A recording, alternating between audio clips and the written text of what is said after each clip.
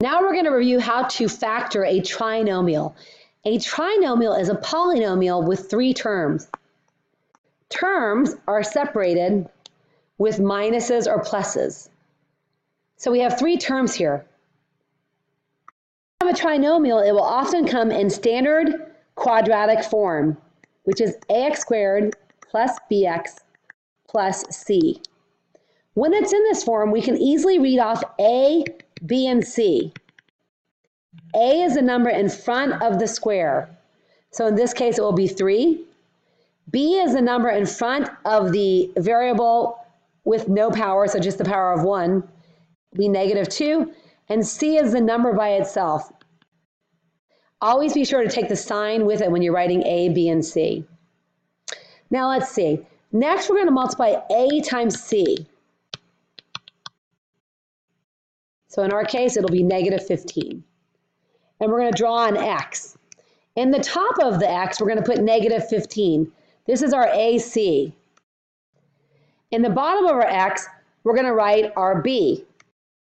We're going to be looking for a factor pair that multiplies to our AC and adds to be -2. So we're going to write all of our factor pairs for -15. A factor pair, these are just two numbers that are whole numbers that multiply to be that number. So we have 1 and 15. 1 would have to be negative. 3 and 5, and 1 would also have to be negative, either the 3 or the 5. And that's it. Once we've listed all of our factor pairs, we want to find a pair that adds to be -2. And we can see that a -5 and 3 adds to be -2. We write them here. Okay, our last step is very important. We want to divide by A. In this case, our A is 3. And we must simplify.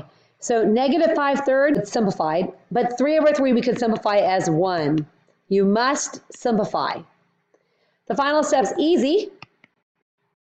We just fill in our variable in the first term, and then each of the left and right sides of our X. Okay, one more step.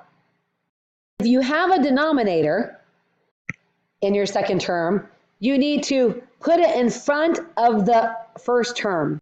Sometimes this method is called bottoms up. So that 3 moves in front of your variable, and your two binomials become 3p minus 5 times p plus 1. And remember, you can always check this by multiplying. So if we wanted to check this, we simply multiply 3p minus 5 times p plus 1, which with whatever method you like. And I'm just going to use distribution to show you.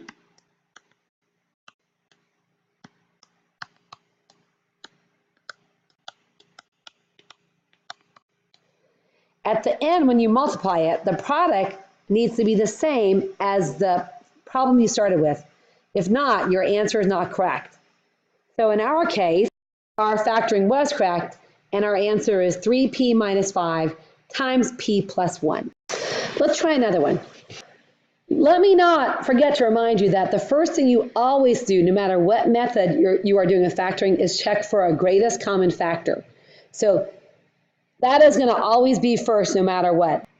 So I check. For this problem, there is no greatest common factor for 6, 7, and 49. I see that it is a trinomial in standard quadratic form.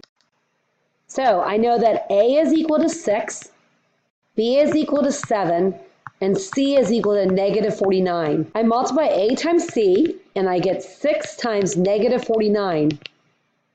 I'll show you how to use a calculator if you're having problems with finding those factors or multiplying. So we're going to say 6 times -49.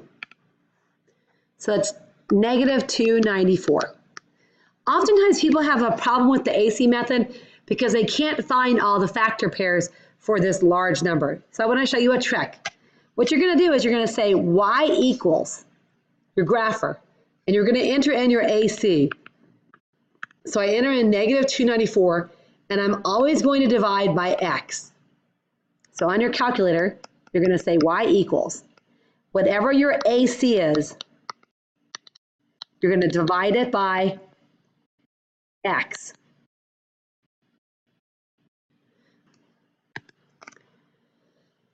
And then you're going to hit second graph. And this will give you all the factor pairs for that AC.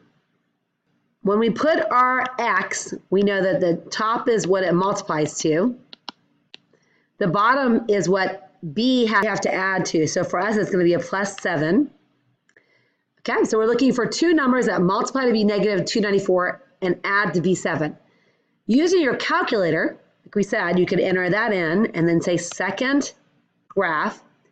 And then you can just scroll down until you see a pair of numbers that adds to be 7. So let me just start. So I have 1 and negative 294. I'm nowhere near 7. So I can keep going. And as I go down, I can see I'm getting smaller. My numbers are getting smaller. So like 14 and negative 21. Oh, so 14 plus negative 21, that would be negative 7. So if I went the other direction, and I went down to negative 14. Negative 14 plus 21 equals 7. So that's my factor pair. Our next step is always to divide by a. And in our case, a is 6. Now you have to simplify. And if fractions are what gets you, let's use that calculator again. So I'm going to say clear. Okay. I'm going to enter in my fraction of negative 14 sixths. And I'm going to hit math 1, and this will simplify my fraction. So I end up with negative 7 thirds. So if you know that's your weakness, use your calculator. Let's try the next one. I enter in 21 divided by 6. I hit math 1, enter, and it says 7 halves. Once I have my two numbers simplified, I just put them in as my second terms. My first term is always the variable. Then my last thing I want to do is bottoms up. Bottoms up means you're going to take the denominator in your second term and you're going to move it in front of your first term. So it would become 3x minus 7 times 2x plus 7. And we could check that, and that will be 6x squared plus 7x minus 49 if we multiplied it out. So our answer is 3x minus 7 times 2x plus 7. Let's try another problem. Once again, this is a quadratic. We know it's a trinomial. It's in standard form. A is 4, B is negative 35, and C is 49. First, we multiply A times C, 4 times 49. To show you the calculator, so if that's your problem, then you can use the calculator as a crutch. 4 times 49 is equal to 196. Okay, now we want to set up our x. In the top of it, we're going to say AC, which is 196. In the bottom, we're going to put whatever B is, negative 35. We're looking for two numbers that multiply to be 196 and that add to be negative 35. So if this is your weakness, use your calculator. Enter in y equals 196 divided by, and use the xt theta n button. Now hit second graph. We want this table. We want to find a factor pair that adds up to be negative 35. So I can see right now I'm at, this would be 2 plus 98, 100. And this would be 4 plus 49, that's going to be 53. So let's go the other direction when we're getting negative numbers.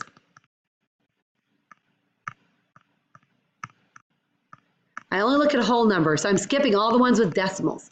Up there's a whole number. So negative 14 plus negative 14. That's going to give me negative 28.